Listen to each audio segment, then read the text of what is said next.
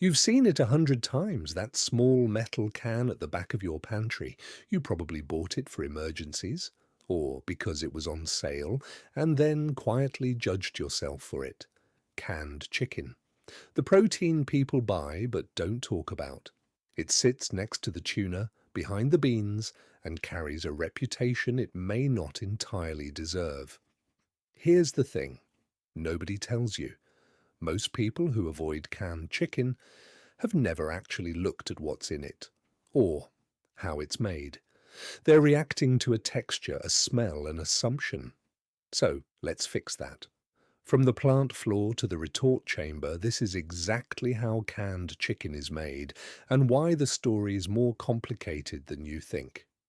The common assumption goes like this. Canned chicken is the food you eat when you've given up. Mystery meat, loaded with preservatives cooked into mush inside a tin can. It's the protein that fitness people dismiss, that food snobs ignore, and that most home cooks only use as a last resort. And here's the part that makes this worth your time. That assumption is built on almost no real information. Most people have never read the ingredient label on a standard can of chicken. If you do, you'll usually find three things: chicken, water, and salt.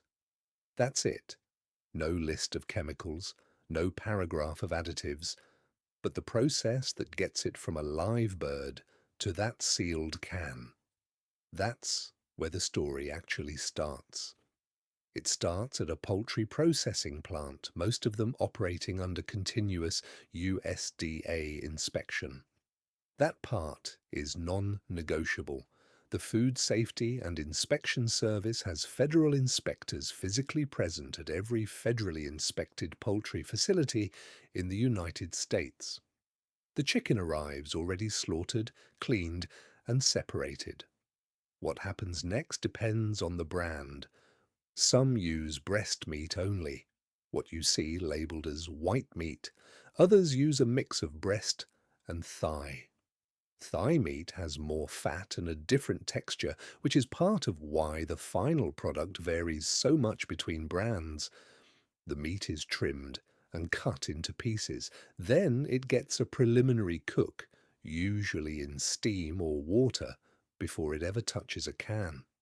This pre-cooking does two things. It reduces the moisture content so the meat fits the fill weight requirements, and it begins breaking down the connective tissue. Here's what most people don't realize. By the time this meat is sealed into a can, it will have been cooked twice. Once before sealing, once after. That second cook is the one that matters most, and it has nothing to do with flavor. After the pre-cooked chicken is portioned and loaded into cans, using automated filling machines that control weight per unit, the cans get sealed under vacuum. That vacuum seal is not a marketing detail, it's an engineering requirement. When you remove oxygen from inside the can, you eliminate one of the conditions that most spoilage bacteria need to survive. The seal itself is double-seamed. The lid is mechanically folded into the can wall in two passes, creating a hermetic barrier. This is also the point where broth or water gets added. The liquid serves as a heat transfer medium. It helps the entire contents of the can reach a uniform temperature during sterilization. Without it, the center of a dense pack of chicken would stay cooler than the edges, and that temperature difference matters enormously in the next step. Once sealed, the can goes directly to the retort. This is the part most people never think about, even though it's the reason canned chicken can sit on your shelf for years without refrigeration.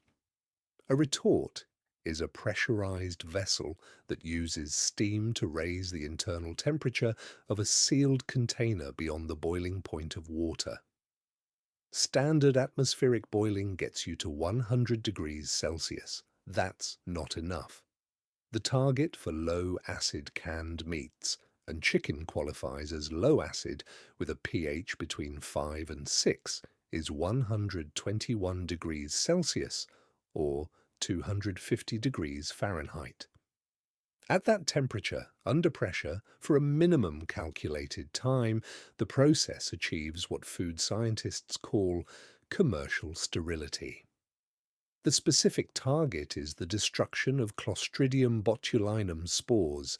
That's the organism responsible for botulism, one of the most lethal toxins that exists in nature. Below 121 degrees Celsius, those spores survive.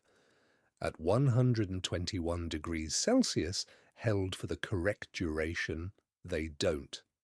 The industry standard is a 12-log reduction, meaning if you started with 1 trillion spores, you'd expect fewer than one to survive.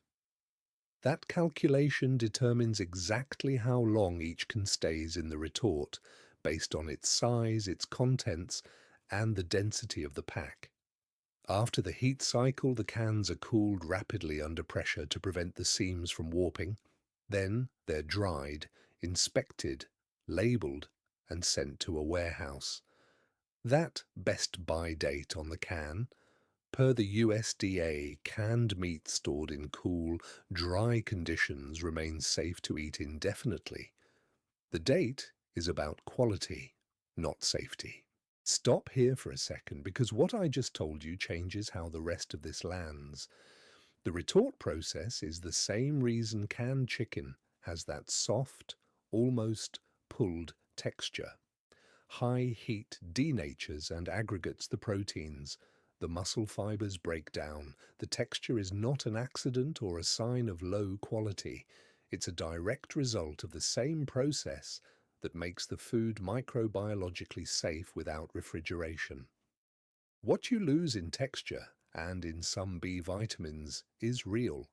High heat does reduce certain heat-sensitive micronutrients. That's documented. What you keep is the protein. Heat doesn't destroy protein, it changes its structure, but a 100-gram serving of drained canned chicken still delivers roughly 28 grams of protein according to USDA data. 0 carbohydrates, around 6 grams of fat. The macronutrient profile survives the process, nearly intact. Here's where the story flips. The actual problem with canned chicken is not what people think it is. It's not preservatives. Most cans don't have them. It's not mystery ingredients. It's not processed in the sense people fear. The real variable is sodium. A 5-ounce can without broth can contain around 600 milligrams of sodium per USDA data. That's roughly 26% of the daily recommended maximum, and that's before you add anything to it. That sodium isn't a byproduct of some sinister process. It's salt, added deliberately, for flavor and for some degree of preservation assist. But here's what makes that worth thinking about. A portion of rotisserie chicken from a grocery store deli. Something nobody questions often contains comparable sodium per serving. So does most deli turkey. So does pre-marinated chicken breast from the fresh meat section. The packaging is different. The scrutiny is not equal. Now you know. Canned chicken is pre-cooked, sealed under vacuum and sterilized at 121 degrees Celsius, a temperature specifically calculated to eliminate Clostridium botulinum, the most dangerous food pathogen in low-acid products. The texture is a consequence of that sterilization, not a sign of inferior meat. The protein content is preserved. The macronutrient profile holds up. The shelf stability is not a chemical trick, it's physics and heat. The legitimate concern is sodium, and that concern applies equally to most pre-seasoned, pre-cooked convenience proteins on the market, including many that carry a premium price and a farmer's market aesthetic. Is canned chicken the best protein in your pantry? No. Fresh, skin-on chicken thighs cooked at home will always give you more control over the final product, its sodium, its texture, its flavor. But is it the worst? Based on what's actually in it and how it's actually made, that reputation doesn't hold up. It's a shelf-stable, low-carb, high-protein food with a 3-ingredient label. What you do with that information is up to you. If you want to know what actually happens inside a can of Spam, that's a different story entirely, and a much older one. That's the process